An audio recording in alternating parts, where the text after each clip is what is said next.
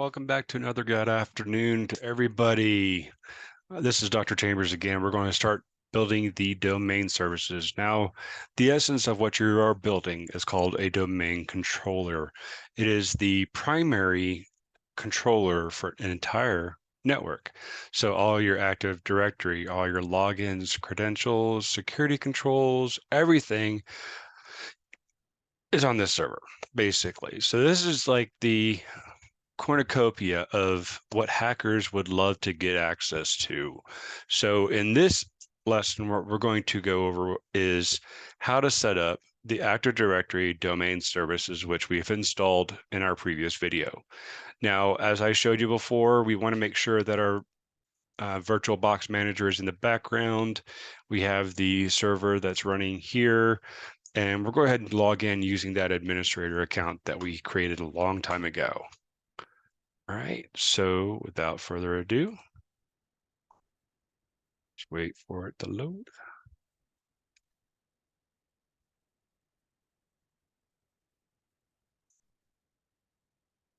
Okay, there we go. So administrator, put in your password. All right, now it might take a couple more seconds for this thing to load now that we've installed so many different services and features and different things and bellwigs and widgets and all that stuff. That stuff is being handled by the server, loaded within the server manager, and coming up to your main dashboard screen to make sure everything's running as intended. So you'll see a progress status bar keep running and flowing back here, back and forth. There's going to be some notifications, and there's also some features that are going to still install, like this one's doing the DHCP, DNS, and some file storage stuff that came up. And so you see this down on the bottom right, just go ahead and just move it to the Action Center, just get it out of the way. You're going to get a lot of that come up. And the reason being is because it's installing everything you need and finishing out the installation. So close it out. Now it looks like, uh-oh, we got a little notification up here. Let's click on this guy and see what's going on. All right, looks like we got a lot of post configuration or post installation stuff that we got to get done. All right. So in this video, what we're going to do is we're going to go right into the Active Directory domain services. So you'll see here, this one says direct access to VPN. Here we are. So here is the Active Directory domain services for this server. Okay. So we're going to click on this guy because we're going to promote this server to domain controller. Seeing that we are not adding this to anything else, we're creating this directly from scratch. It's not going to connect to the internet. We're going to click on add a new forest. And for this one, we may get some of these as well at the bottom. So just close those out and ignore them. All right, so I'm going to use my last name here and then put a period and local. So what this does is instead of it be like if you had an organization, it would be like organization.com or .gov or .edu. So in this one, since we're just a student, we're building a server, trying to figure out what our life is going on, everything that's going crazy. And so we're just going to use our last name, .local, and click next.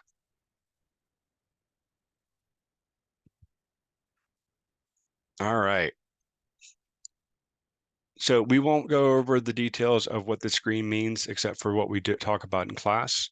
So we're going to leave the functional level at 2016 for both of these, for the domain and the forest. And I would recommend using the same admin password because we are building a lab. We're not building this for an organization. You wouldn't use the same passwords or use a very generic password that somebody may crack for anything other than a lab. So we're just testing this out, having some fun with it. So use the same password and then click next.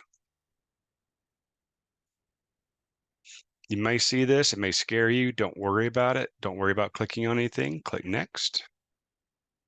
This will auto-populate. It should only be your last name. Everything that's on the left of that .local. Just waiting for it to load. There we go. And click next.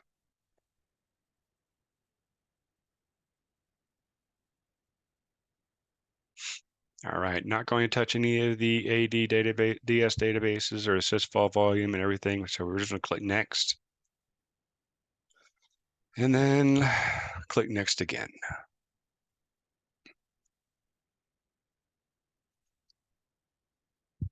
Okay, now it's going to do just a verifying all the prerequisites and everything's installed. Now, once it's done, it's going to have probably going to have a couple of them, yeah, saying, hey, you got to do some stuff. Now everything looks like everything's went through successfully, so we're going to click install to begin. All right. Now this one may take a little bit shorter time frame than adding the roles and features from earlier and the installation piece of it.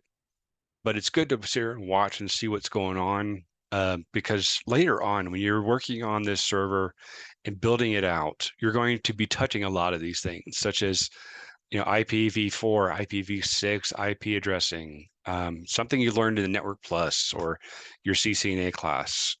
You have a delegation for DNS server that cannot be generated because there's no authoritative parent zone. Well, we haven't created a domain yet, so it's hard to create a domain zone for this product until we have a domain in place. So it's just telling you, hey, don't forget to do this later on. Now, looks like we're about to be signed out, so it'll let it close out, close this guy out, and it's going to go ahead and restart. Now, when we restart, it's going to come back to the login screen pretty quickly. So just let it restart.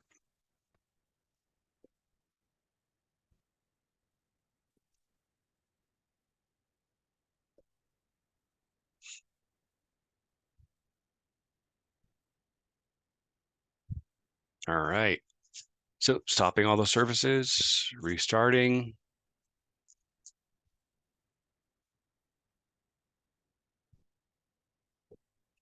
All right, I'm going to pause the video for now and I'll get started back up here in a moment. All right. All right. So after all that, it went booted took quite a bit of long time for this stuff to get done here. So go ahead and log back in here. Just wait for it to load up. All right, here we go. Now you'll notice here that your domain name should be showing here at the bottom. If it does not show on this, go ahead and rewind the video, get back to going through the steps and making sure you put the information in there. Okay.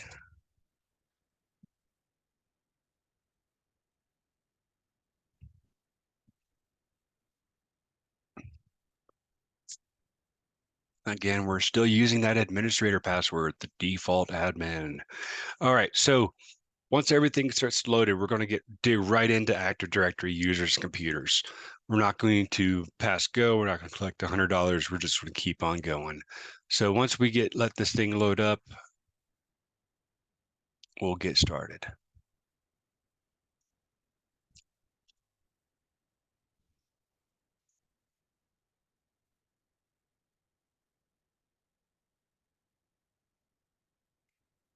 All right, as you can see, it's taking a little bit longer now because it's loading all these services.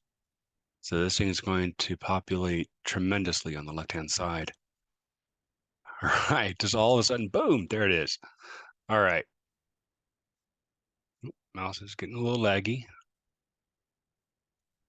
That's expected with all the stuff we just installed. And they're still installing services and getting things up and rolling for us. So a little pop-up came up. We may see a few of those here shortly. So, all right. So at this point, what we're going to do is we're going to go right into our tools. So from here, we're going to go to Active Directory users and computers. All right. We'll maximize this to show everything. All right, so one of the first things we're going to do is we're going to expand the container list, and every folder that you see here is a container or an organizational unit, as what you'll see right there with the domain controllers. That's a OU, but we're going to go straight to users, and I'll explain why. Okay, within this, we're going to make sure that guest and administrator, the two default accounts associated to installation of a server are removed. But first, we have to create a new one. So we're going to right click. That pop-up came up again. All right, right click over here to the right in the open space, go to new. We're going to create a new user. All right, so here, we're just going to type in our name. And we'll get it a user login name. Okay, we'll click next. Give it a password. It's okay to use the same password. No one's going to get onto you yet about that. Again, this is a lab. And we're going to make sure that this password does not change. Again, this is a lab. In all other cases, you would have this selected at the top and the rest of these unselected or not selected. But because we are building a lab and this is for a college course, we're going to make sure that you remember the password and that it never expires. So you don't have that problem of trying to remember or create new ones later on. After doing all that, click next and then finish. All right, now we're going to double click on the guy and open it up. So we have a bunch of tabs up here at the top, but the main one we're going to worry about is this member of. All right, it only has one group in here, so we're going to add another one. We're going to click in the box and type in domain, press enter. Then it shows you a list of anything that has the word domain in it. We're going to put it as a domain admin and then click OK. And then apply and then OK. At this point, what we're going to do, now that we've created a user, we have to log into it so that we can manage it, the domain effectively and a lot better and more effectively. I'm going to use different adjectives just to mess you up. And then figure this out, and then we'll move forward. Anyway, I'm joking. So we're going to go ahead and log into this end user here. So we're going to close out of this box, right click, shut down or sign out. We're going to sign out.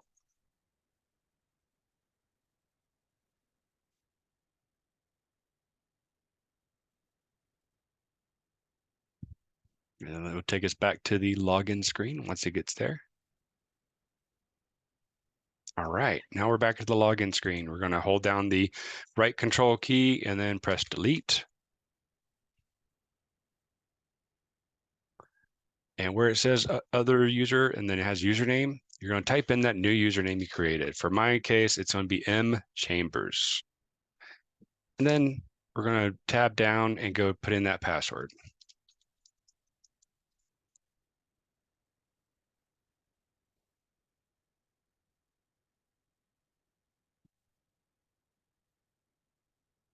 Again, if you have this lag that I'm getting, it's okay. Just got to wait for it to finish. And then press enter. At this point, you're logging in as a domain admin, and you're going to have access to everything that previous admin had access to. So all the services, all the features, everything.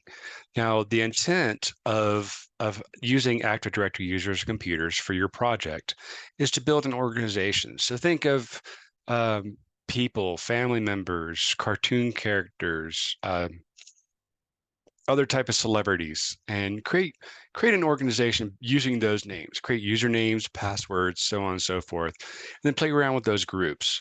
But I would recommend, highly recommend, that you keep your domain admin specifically for you as the admin of this domain. Now, as this thing is still operating and loading things up, we're going to keep going forward. So what we're doing is we're building users within your organization. So think of like Bill Gates being your CEO or your CFO being Rupert Murdoch or something, something crazy. I mean, just throw it out there. But build the organization out. It's really a story. You want to make sure that your story aligns with what you're setting up, going through your users, setting up and putting the applicable descriptions, who they are, who they work for, so on and so forth. Now, when I get into here, I'm going to create a couple more groups, and I'm going to show you exactly what I'm looking for when we talk about getting into Active Directory and building your organization. All right, looks like it's back up. So we're going to go back to Tools and back to that Active Directory users and computers. Once the mouse click catches up. There we go.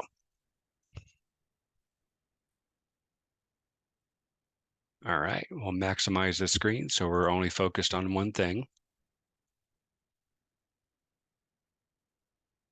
Now you could multitask, but I wouldn't recommend it, especially at this moment and key point. You want to make sure that you're following along appropriately because this is part where it's going to get really hairy.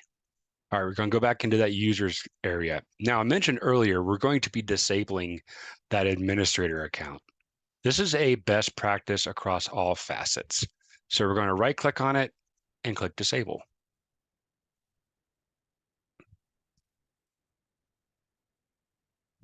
And this will do is effectively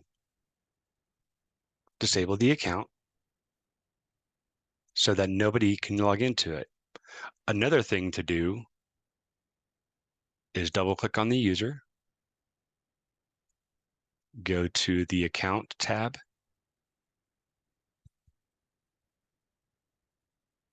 and changing their username. So from administrator, we're just going to put in a obligatory or something that's not going to annotate this or cause for alarm or highlight this as an administrative account. So in my case, I'm just going to put Wolfhounds. All right, just wait for it to load. Press apply.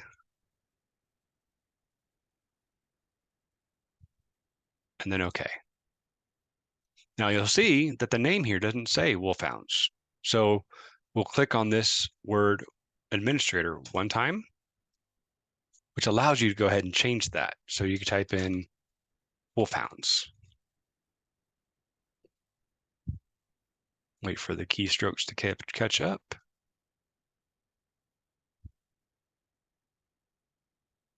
Looks like it's there. Then you just click away. It'll come up, rename user, so that's okay. Same thing for the guest.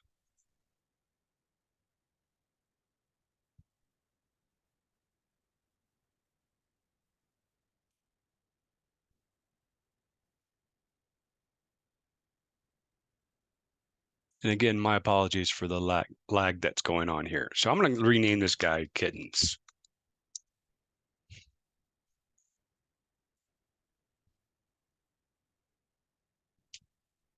A little thing pops up. Now you'll notice here, I can also change the username. So we'll go ahead and do that here as well.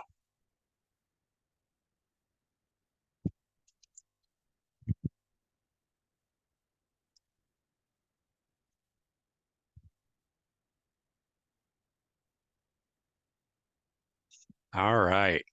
So now that we've gotten rid of the two areas here, some other areas you can do is opening up the account and removing the descriptions. We'll not do that right now because that would just, I mean, that's something you could do on your own time. But what we're going to do on the left-hand side is we're going to build out some OUs or organizational units. To do that, we're going to click our domain name here at the very top where it has your name.local. We'll go to Action, New, and we're going to go down to Organizational Unit. First organizational unit we're going to create is the executive level. That executive tier is typically where you would have your CEO, CFO, COO, basically all of your leadership suite at the very top, the people with the golden parachutes, the people you want to strive to be one day. All right, now you'll see that little OU populated over to the left. And now we're going to click on this thing at the top again, your domain, and create another one. And then Action, new, OU. And for this tier, I'm gonna go ahead and use accounting. And then say okay. All right. Now, when you refresh a screen, once it comes up, when you refresh this, it's going to refresh the categories that are in here. If you have anything in here that you built new, if not, it will come over here. You click on action again once it decides to catch up.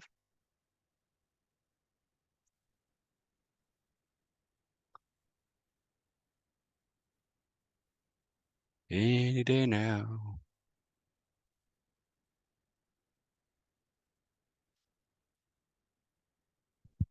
Refresh. All right. Make sure everything's good to go.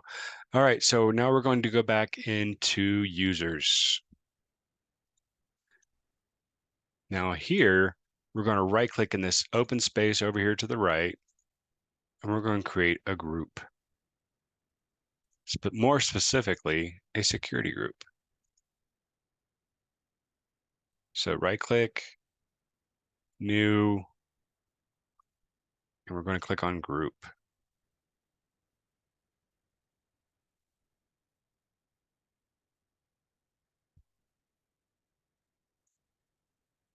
Now, the difference between all of these is we're going to be working in global, not university or not domain local. We're going to keep everything here at the bottom. Now the group type, security is related to security group. That's what we're focusing on. We're building a security group, basically saying that my team cannot interact with another team in what is called least privilege and honing in on making sure that there's no collusion or anything going on between different groups. Creating security groups also allows for easier management of multiple individuals. And I'll show you how that's done. So we're going to go ahead and for this group name, we're going to call it executives.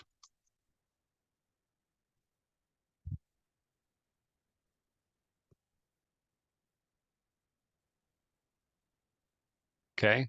Now everything is done here. So we're just going to click OK. And now we have a security group. All right. So very easy, just similar to anything with Windows. You can drag and drop this. So we're going to do that. We're going to move this executives security group into the executive OU by clicking and dragging.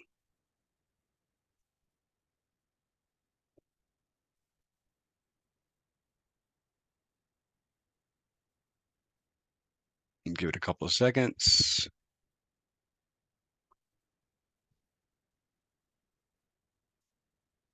Now be very mindful of what it says right here.